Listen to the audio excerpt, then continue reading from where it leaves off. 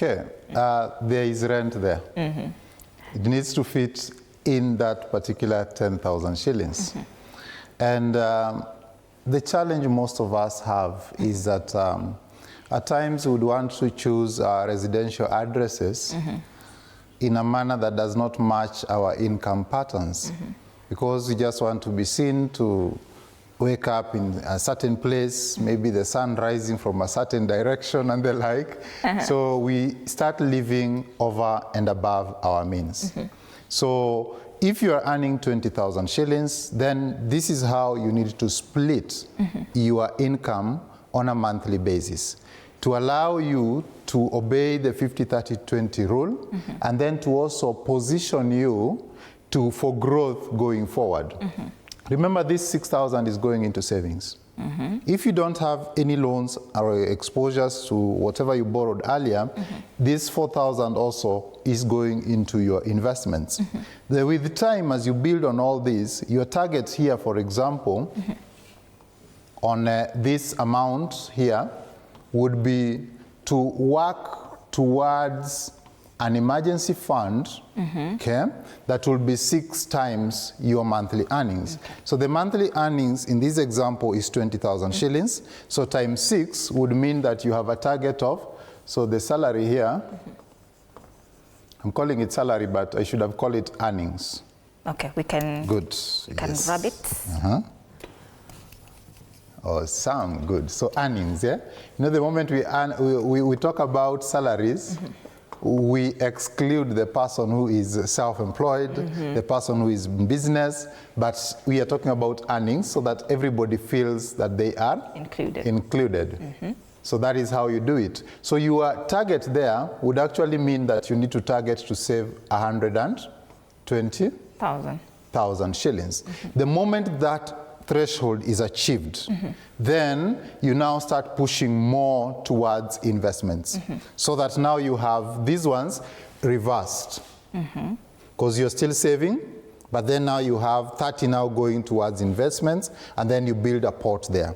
You'll discover that by doing so, you will convert this line here that goes to investments into an asset. And before you realize it, now you'll be talking about something slightly higher than 20,000 as your income. Yeah. So it's just a matter of time T and the patience. If you're able to do that, then you will be increasing this. I call this the earnings dance. Your earnings dance does not necessarily have to come from a salary increment. It may actually be you managing this space very well, such that at the end of the day, your income is also converted to become an asset that gives you another channel of earnings. But George, you know, before we started this conversation, somebody came here and said they have an income problem. Yes. Not necessarily a saving problem, but an income problem. Now, how do they go about, you know, saving if the issue is income? Yeah. So the true person who has an income problem is someone who does not have an income channel.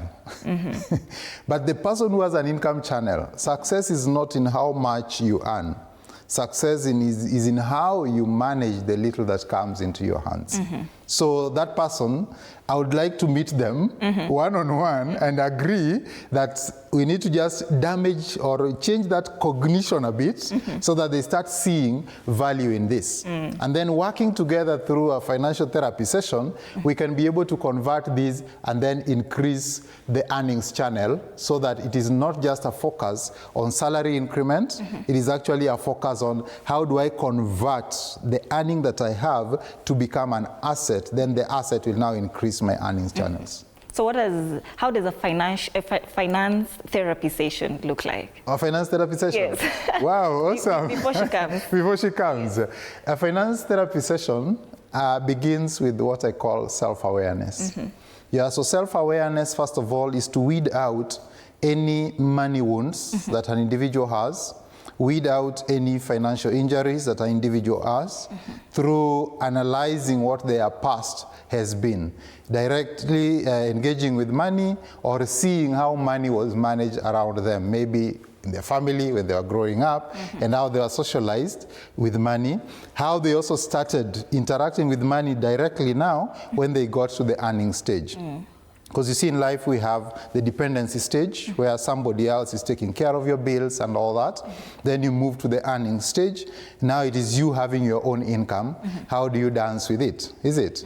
So people have made money mistakes. Because around here we say, and that finance is taught in school, but money is not.